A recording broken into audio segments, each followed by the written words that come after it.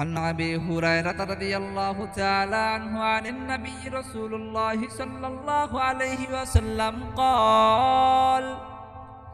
المؤذن يغفر له مدى صوته ويشهد له كل رطب ويابس وشاهد الصلاة يكتب له 25 صلاة ويكفر عنه ما بينهما। হযরত আবু হুরায়রা রাদিয়াল্লাহু তাআলা আনহু হইতে বর্ণিত যে রাসূল সাল্লাল্লাহু আলাইহি ওয়াসাল্লাম ইরশাদ করিয়াছেন, মুয়াজ্জিনের গুনাহ ওই স্থান পর্যন্ত মাফ করিয়া দেওয়া হয় যে স্থান পর্যন্ত তাহার আযানের আওয়াজ পৌঁছায়, অর্থাৎ যদি এত দূর পর্যন্ত জায়গা তাহার গুনাহ দ্বারা ভরিয়া যায়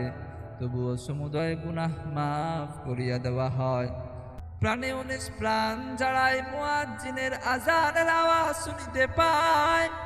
তাহারা সকলে কিয়ামতের দিন তাহার পক্ষ সাক্ষ্য দান করিবে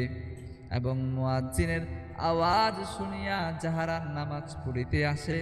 তাহাদের জন্য পশ্চিম নামাজের সওয়াব লিখিয়া দেওয়া হয় এবং এক নামাজ হইতে বিগত নামাজ পর্যন্ত মধ্যবর্তী সময় গুনাহ মাফ করিয়া দেওয়া হয়।